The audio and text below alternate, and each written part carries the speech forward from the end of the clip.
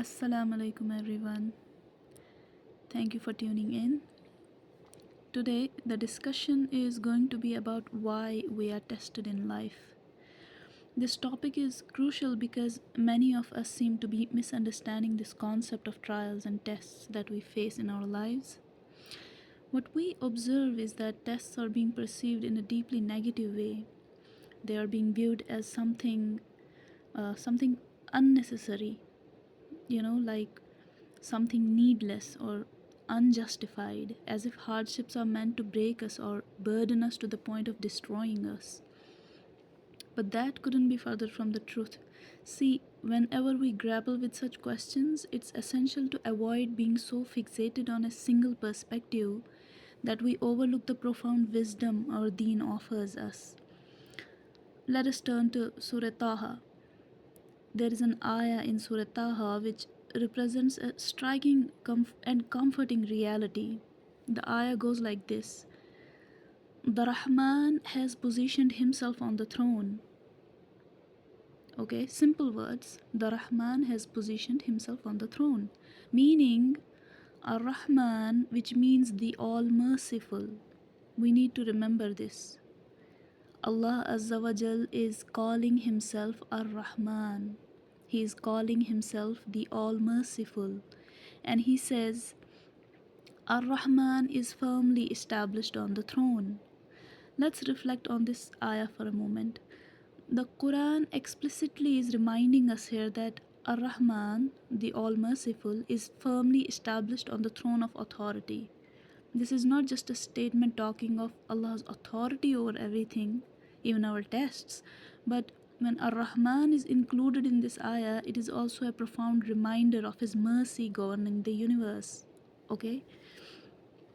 If we can just sit with this piece of information about our Lord, our entire perception regarding our lives will change drastically. How so? If we truly believe that Allah Azza wa Jal is Ar-Rahman, if we truly believe that He is all-merciful, it fundamentally shifts our perspective on the challenges that life throws our way. We can no longer view tests as mere burdens designed to harm us or crush our spirits, because now we are aware of the fact that our Lord is Ar-Rahman. So what happens now is that we are compelled to ask the same question but in a different way. What is the wisdom and purpose behind these trials that Ar-Rahman has sent our way? Do remember this small but important shift here, because when we understand how merciful our Lord is, we automatically rephrase our questions. So now we are not asking, why does Allah Azza wa Jal test us? Rather, we are asking, what is the wisdom, what is the purpose behind these trials that Ar-Rahman, that the All-Merciful, is putting us through? And slowly, we begin to narrow it down to experiences that we have gone through, or maybe we currently are facing, and we are going to ask, what is the wisdom and purpose behind this negative experience that I'm currently facing? What is it that Ar-Rahman is trying to teach me? What is Ar-Rahman illuminating around me that I would have been unable to see without this test? Right?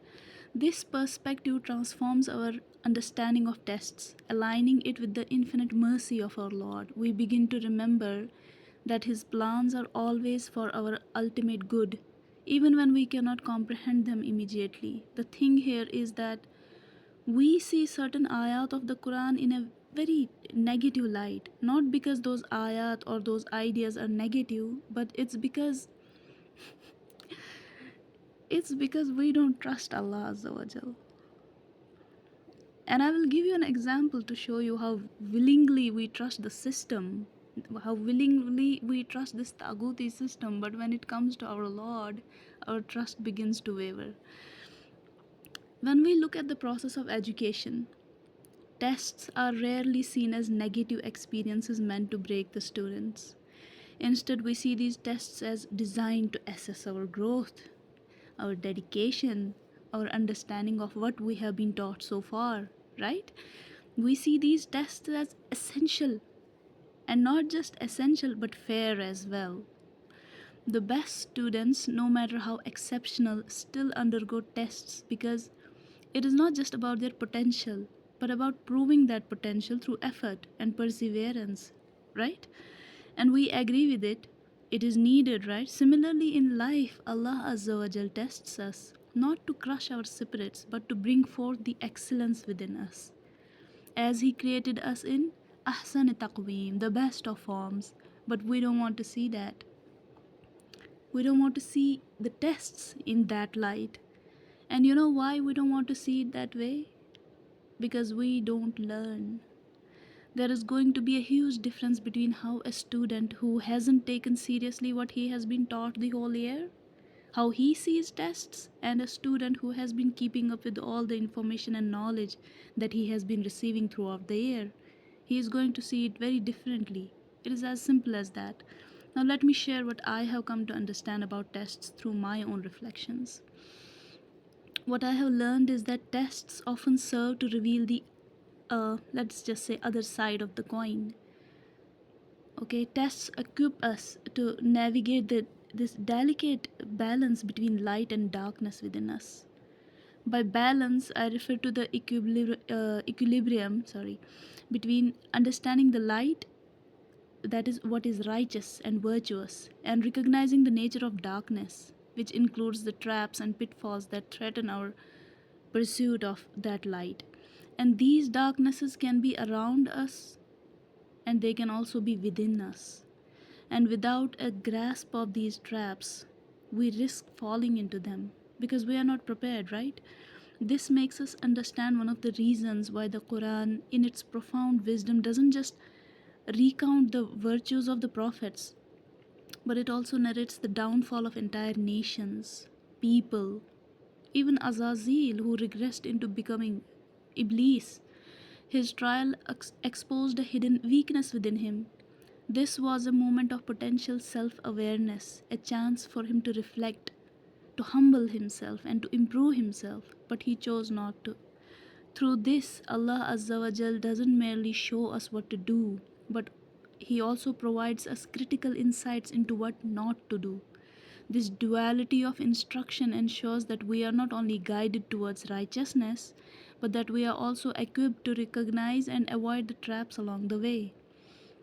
This makes us understand that tests then are not just challenges, but opportunities for growth, for self awareness, and a way of deepening our connection with Allah Azza wa Jal. There is a powerful ayah in the Quran where Allah Azza wa Jal says, "And we sent no prophet to any town except that we seized its people with adversity and hardship so that they might humble themselves." Just look at how beautiful this ayah is. Outwardly, it looks really negative, but it is teaching us that prophets are sent so that they become a medium of our cleansing. This ayah highlights how Allah Azza wa Jal uses trials to encourage humility and self awareness in people, guiding us to turn back to Him with sincerity. If we are claiming to follow the footsteps of Rasulullah sallallahu alaihi wasallam, a prophet, right? And we are looking at tests and trials as something negative, then that means we haven't really understood the meaning of this ayah. It means that we haven't understood that it is out of love that Ar Rahman puts us through tests. Because the ayah is emphasizing that challenges are not meant to break us, but to draw us closer to our Lord and foster true submission. Iblis didn't improve himself. Instead, he put the blame on Allah Azza wa Jal for putting him through this test. Yes, Allah Azza wa Jal did put him through it, but instead of reflecting upon his weakness that this test had illuminated, Iblis acted like he had been wronged by Allah Azza wa Jal for putting him through this test. This test could have helped him ascend even more than he already had. But the same test became the medium of his downfall. Why? It was his attitude. He didn't want to learn about his own weaknesses, about his own internal glitches. So instead of looking at this test as an opportunity, he looked at it as if it was oppression against him, as if it was something meant to purposely humiliate or purposely destroy him. The tests we go through are meant to reveal certain realities that need to be revealed in order for us to grow. Isn't that what tests are all about? Think about it. Tests are meant to reveal something. Even if a person visits, say, a doctor, and the doctor tells him uh, to go for a test, okay? And why is he asking him to go for a test? Even that test is meant to reveal something, some information that is needed to help this person. And not every test is easy. Yes, we know that. It's like a mirror that shows us where work needs to be done. Iblis saw the mirror, but instead of cleansing himself, he got angry at what he saw. It was an opportunity for him that, hey, Azazel, look, you have a problem here that you need to work on. But it offended him. Instead of humbling himself, because look at it this way, a jinn who sat in the company of angels, and he is told there is still work that needs to be done. You know how we say the healing journey never ends? It is like that. The journey of accomplishing excellence never ends. There is always something that can be improved, but Iblis, instead of humbling himself because of this knowledge that had been revealed to him, he chose to act out. He didn't like it. That's why his words, I am better, are so famous. He saw the impurities within himself but refused to acknowledge and work on them. And what's interesting here is that if we cannot see ourselves clearly, we need to remember this. If we cannot see ourselves clearly, we cannot see other things or other people clearly either. That's why not only did he blame Allah Azza wa Jal for his downfall, he also blamed Adam alayhi salam. And he vowed to be a lifelong enemy of not only Adam alayhi salam but his children as well. Did he think he had already completed his journey of achieving excellence? Did he think that there was nothing wrong with him anymore? That there was nothing in him that needed to change or improve?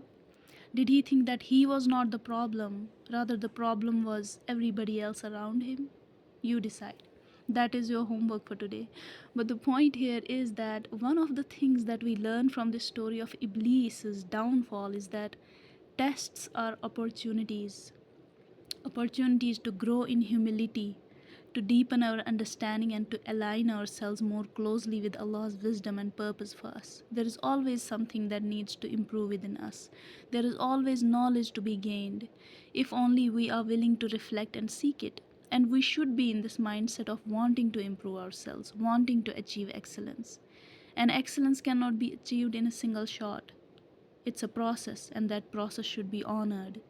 This entire scenario of Iblis's downfall serves as a reminder for us to approach tests with humility and introspection rather than resistance or denial. Tests are like tools. We can utilize the tools for us or against us. It all depends on how we manage our tools, what we choose to do with those tools. We can make something beautiful, or we can destroy or damage something that had the potential to become beautiful. So here we begin to understand how profound this ayah is that we have been reflecting upon. That when Allah Azza wa Jal says, and we sent no prophet to any town except that we seized its people with adversity and hardship so that they might humble themselves. Who is truly humble? Here is the question. Who is truly humble? It is someone who possesses real knowledge, someone who is willing to see themselves in the mirror and realize that there is a lot that needs to be worked on. But where does that deep transformative knowledge come from? It often stems from the very tests we endure in life. Tests are like refineries designed to purify and refine us. As the saying goes, we all know that saying. I think these are the words of Maulana Rumi Rahimullah. I'm not sure though. The words are, if you are irritated by every rub, how will you ever be polished? Similarly, without enduring the challenges of life, we cannot hope to emerge as better or stronger or more refined individuals. Tests are not unnecessary burdens meant to break us. tests are necessary. Okay, tests are necessary tools meant to beautify our whole personality. The way we know the tests that Ibrahim alayhis salam went through, were those tests meant to break him? No. You know the beautiful conclusion of those tests? Allah Azza wa Jal says about Ibrahim alayhis salam that he was not of the mushrikeen. Imagine that Allah Azza wa Jal is testifying to his pure faith. And we know that prophets are already innocent. They still get tested. They still got tested. Remember that tests, if faced with correct mindset, become the medium of breaking barriers between us and our Lord. Remember that tests are a means of our ascension. I think I'm going to leave it here for now, because whenever we talk about tests, there are a couple of aspects of it. One of those aspects often comes up in our conversations pertaining to the tests, while another aspect is rarely even noticed. And inshallah ta'ala, we are going to discuss those aspects in the next video or videos. We'll see about that. For now, I think this is a lot to take in, to reflect upon, and to understand that we have to make sure that we are not subconsciously thinking that we are at war with Allah Azza wa Jal, or that He is at war with us. We need to remember that He is Ar-Rahman. He is not looking for opportunities to punish us. He loves us. He is on our side. The question is, are we truly trusting His love for us or not? Do we really believe He is Ar-Rahman or not? If we are not, even that is okay, because what that means is that we have not been learning from the challenges that we have faced so far. That's okay. And we can start reflecting back upon the experiences we have gone through. And if we go deep enough, one of the things that we will come up with is the strong assurance of His love for us. I promise you. You might doubt anybody's love for you, but you will never doubt the love that our Lord has for us. All we have to do is reflect deeply. Also, if this video resonated with you, I highly recommend watching Dr. Israr Ahmad Rahimullah's lecture titled, I think it is Aqsam Shirk. The reason I suggest this lecture is that it provides invaluable insight into the concept of shirk, its seriousness, its subtlety, and its various forms. To truly appreciate the profound honor bestowed upon Ibrahim alayhis salam, when Allah Azza wa Jal declares that he was not of the mushrikeen, we must first grasp the depth of what shirk entails. Once we understand the gravity of shirk, we can begin to comprehend the significance of this divine testimony. It's a statement of extraordinary weight. It should not be taken lightly. The link, I'll put that in the description. Do check that out. And shout out to Dr. Israr Ahmad Rahimullah and all our scholars for their hard work. May Allah Azza wa Jal give them the joy of knowing that their hard work is not only appreciated but is benefiting the humanity, even though they are no more in this physical world with us. They are still benefiting us through their work and work that they have done to serve Islam. And we are, inshallah ta'ala, going to make sure that their hard work keeps benefiting humanity. Well, that's all for today. Hope you have a great day ahead. Assalamu alaikum.